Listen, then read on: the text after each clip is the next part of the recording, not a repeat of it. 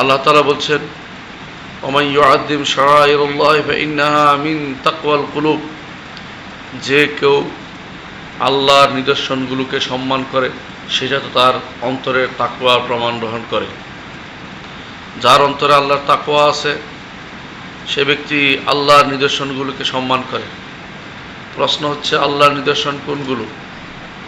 আল্লাহ তাআলা কোরআনে কারীম বলেছেন, ইয়া আইয়ুহাল্লাযীনা আমানু লা তুহিল্লু শাআইরাল্লাহ ওয়ালাশ শাহরাল হারামা ওয়ালাল হাদিয়া ওয়ালাল কলাইদা ওয়ালা আমিনাল বাইতাল হারাম।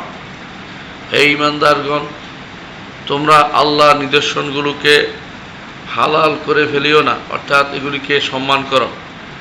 ওয়ালা শাহরাল হারাম, আল্লাহ যে সমস্ত মাসকে হারাম করেছে, সম্মান করেছে, সেগুলিকে বিনষ্ট করো না, সেগুলির সম্মানহানি করো না।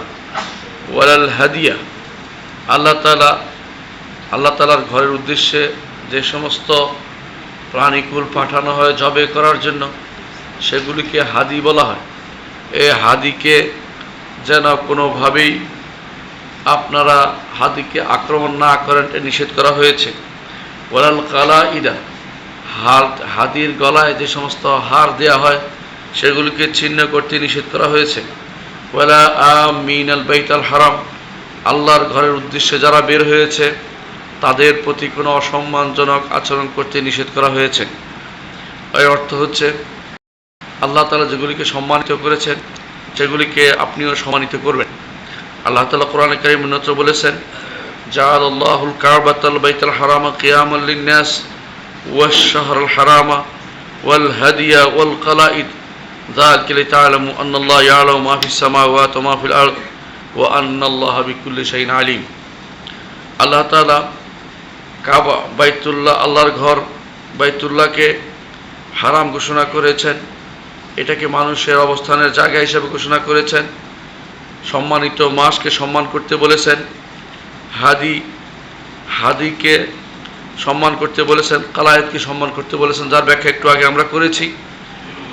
এটা এই জন্য যে আল্লাহ তাআলা জানেন আসমান এবং জমিনে যা কিছু হয়, এবং আল্লাহ তাআলা সব কিছু তিনি জানেন। সূরা মায়েদা আল্লাহ তাআলা আরও বলেছেন যে কেউ আল্লাহর নিদর্শনগুলোকে সম্মান করবে সেটা তো তার তাকওয়া প্রসূত। আল্লাহর নিদর্শনগুলো স্পষ্ট। আল্লাহ তাআলা কোরআনে কারীমে তার নিদর্শন সম্পর্কে আরও বলেছেন, ইন্না সাফা ওয়াল মারওয়াতা মিন শাআইরিল্লাহ, সাফা মারওয়া আল্লাহর নিদর্শন সমূহের অন্তর্ভুক্ত।